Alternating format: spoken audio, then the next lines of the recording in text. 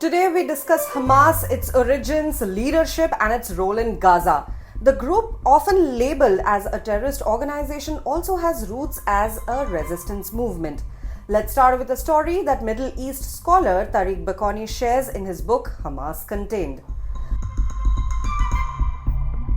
Baconi recounts a story told by a fixer in Gaza. While men were away in battle, enemy soldiers raped the women left behind.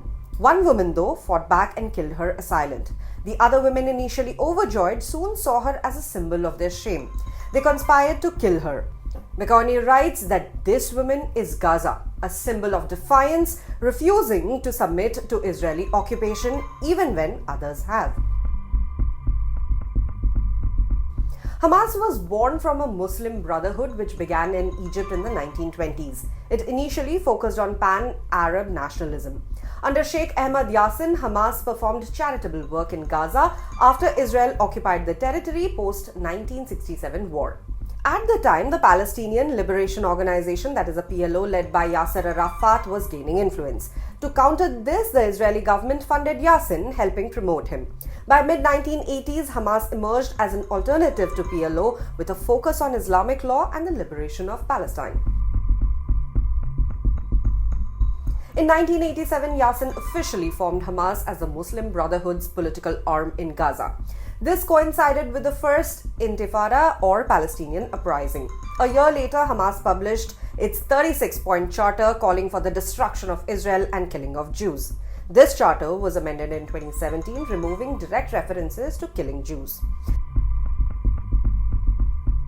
The First Intifada forced Hamas to become more militant. In 1989, it carried out its first attack against Israel. Yassin was arrested and members were deported to Lebanon. Here they trained with Hezbollah, learning advanced warfare. When international pressure led Israel to recall them, they returned with new knowledge of combat. In 1994, Israeli-American physician Baruch Goldstein killed 29 Muslims at a Hebron mosque. For the PLO, this meant a need for peace. For Hamas, it was a call to arms. 2 months later, Hamas launched its first suicide bombing. Over time, Hamas gained popularity as the PLO engaged in peace talks with Israel, seen as betraying the Palestinian cause. In 1997, the US designated Hamas as a terrorist organization. The group was responsible for over 60% of violent acts during the Second Intifada, that is between 2000 and 2005. In 2006, Hamas won elections and took control of Gaza. This led to a conflict with Fatah, the largest PLO faction. Some call this coup, while others see Fatah's response as undemocratic. Israeli forces eventually withdrew from Gaza, leaving Hamas in control. Since then, there has been no further elections. With Israeli and Egyptian blockades in place, Hamas controls access to basic necessities for the people of Gaza.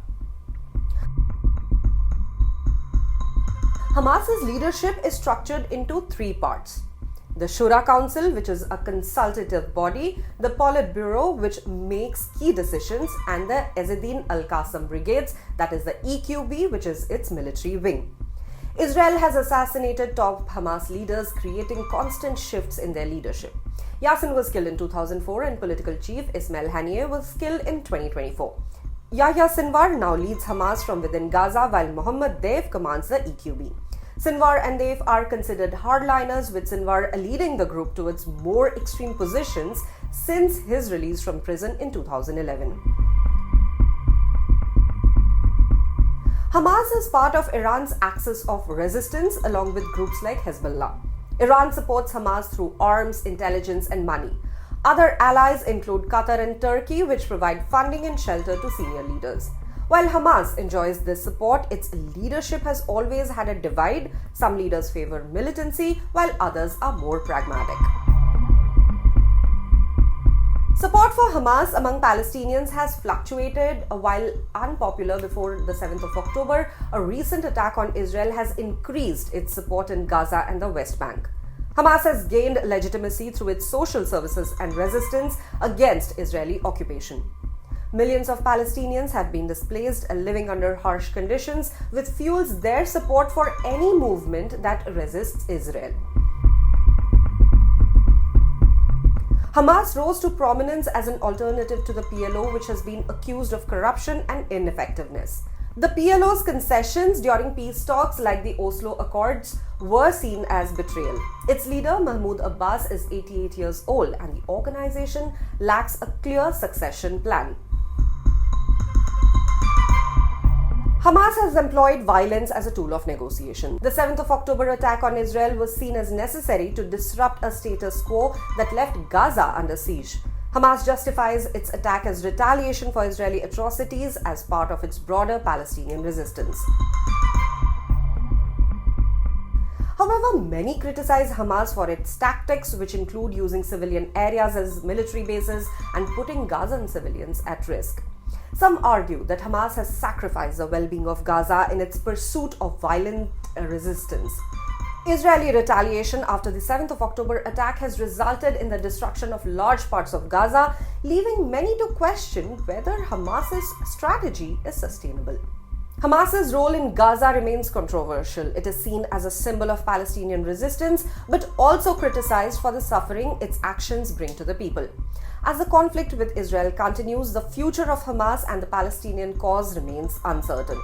Whether Gaza will hold new elections or continue under Hamas's control is yet to be seen.